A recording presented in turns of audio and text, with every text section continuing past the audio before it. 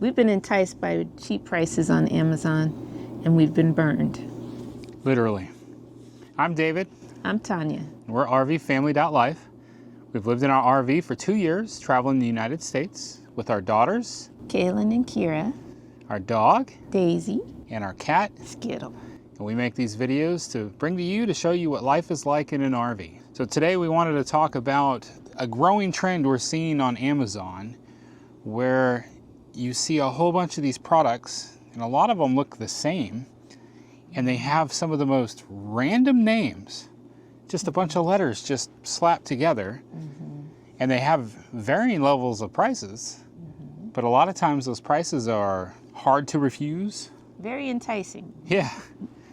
It's like, wow, why would I go to Walmart or Home Depot or wherever and buy something when these prices are so good? Yes. As she said, we've been burned. I've literally been burned. So I bought this battery backup. I just needed it for artwork to power a hairdryer for my art. It said it had a wireless charger on top, and on the back it has a light, which would come in handy for me when I was working it when it got dark. That was a great idea, but David started using it for his macerator pump and other things, and I think he started running into problems with the power. Actually got burned. Yeah, so it has a cigarette lighter adapter that connects under the front for the DC out, and then the macerator pump has that same, the connector, just a cigarette lighter. And I was noticing I'd been using it for days, like 2 times a day, and it was getting hot. And one day the cigarette lighter thing touched my hand and it literally burnt. It like left a burnt mark on my hand. It was like, that's hot. And as time was going on, I would bring this battery over to our outdoor kitchen and charge it back up while I would go run our wastewater to the dump station. The last couple of days I was using it, I'm like standing here and I'm like, what does that smell? It smells like, when you had an old squirt gun and you filled it with water and you squirt it and there was a certain smell of the plastic, and maybe you were crazy like me and you actually squirted some of the water into your mouth and it had a taste. Well, I was noticing the smell and I finally realized it was coming from this battery. That's when I became really concerned, because I believe it has a lithium battery in there. Maybe. I don't remember. Honestly, some of the details that come along with some of these products you find on Amazon are lacking. Yeah, we got a little scared. We've left it outside for a few days. I think it stopped smelling. We've stopped using it. I'm just concerned because lithium batteries, if they start having a bad smell, it's a sign that they could possibly just light on fire. Doesn't seem like a good thing to have in the RV. Yeah. I mean, it was what, about $100? Yeah, around Christmas time, I got it for about $100. Typically, there are some name brands out there that might have been maybe what, $200, $250, somewhere like that, which may have been a better option. In the whole process, I was doing more research on what was required to make the macerator pump work, which is 7.5 amps. It's possible that that's just a little bit too much of a load, but that, in my opinion, is part of the problem, because these things, they should be designed in such a way that if the amp isn't right, it just doesn't run. So it's not doing any kind of regulation. So for instance, the truck has an inverter that only has 15 amps, and I'm going real technical here, and I plug in a power tool that needs 20 amps, and the inverter in the truck is just like, no, you may not have it. And so nothing works. It just doesn't work. Whereas this, if it's got nothing to regulate that stuff, it's just like, oh yeah, I'll give it my best effort, and then things start catching on fire. I could see where that would be a big problem. Yes. We lined up a couple of things out here though, because I wanted to point out that not all of this stuff is bad.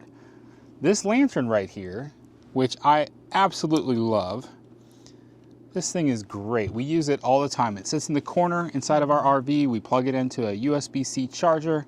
It keeps it powered up, and it has a nice little glow over in the corner. It was a dark spot in the RV. It was dark and we needed light, and this provides the light. And then whenever we would sit outside and have dinner and it'd be after dark, we could bring this lantern out and set it on the table. That was its purpose. Well, this lantern is also one of those products. You can find it with multiple random different names and variations of the color. When you look on the Amazon pages, you pay close attention. I don't know if you've got the eye like I do, but I can tell that all the photos are photoshopped. And I'm like, yeah, there's still something fishy going on there. But I've not had such a fear with this thing. It's not burned me. It's not spontaneously lit on fire yet. It still works. Right. So not all of this stuff is bad. The point is, proceed with caution. Really do some research on what you're buying, especially, I mean, at $100, it seems like a good deal over something that would have been $250. But if it has a potential danger, then you may want to hold back on that. She is thinking about still using it for lesser roles. I say we run some tests with it. I'm still wary of bringing it into the RV.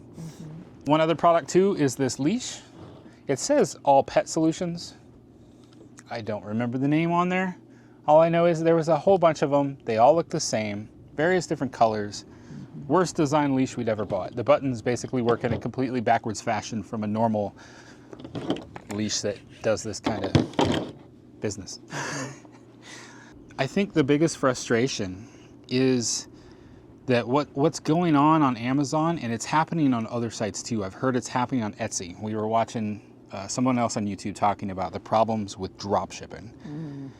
And these companies, they're able to just spin up a company real quick, throw a random name on it, and then get it out there, and they're using search engine optimization so well that if you search for a battery like this, you're probably thinking you're looking for an EcoFlow or a Blue Yeti or a Jackery, thank you.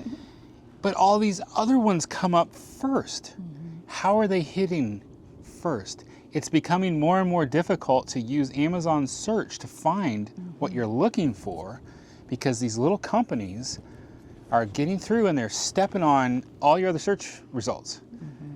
So I've actually pulled back from even using Amazon to search for what I'm looking for. Yes, I go through Google. Yeah. And do a search, and then maybe wind up back at Amazon's. Yeah, I've done my research, you know, at Yeti, Blue Yeti, that's it, Blue Yeti. Jackery, the other, EcoFlow. I've done my research at their pages, then gone to Amazon to those specific brands to try to bypass some of this other stuff. So watch out for this stuff. Be careful on what you're buying. Make sure that you're getting something that's going to be safe. We've been approached by a company that makes larger batteries to put in our RV. They wanted to provide us with some free batteries in exchange for us making videos about them. I started looking at their Amazon page. I started looking for their website. They had no website. It's like Google had never heard of them before. Their batteries looked a lot like some other brands, just a slightly different name. And the photographs that they had, remember I said photoshopped really bad? You know, it's one thing when you place some things on a table at a campsite and it makes sense, but how many people take a car battery and set it on the table while you're reading your Kindle and sipping on a cup of coffee? Or you're at the picnic table and everybody's sitting there eating and you place a car battery on the table. And I'm like, this is terrible. I was interested. I'm like, hey, maybe you guys are a legitimate company that needs somebody to help you out. Not only will I make videos for you, I'll take better photos for you so you can stop using these terribly photoshopped photos and help you out.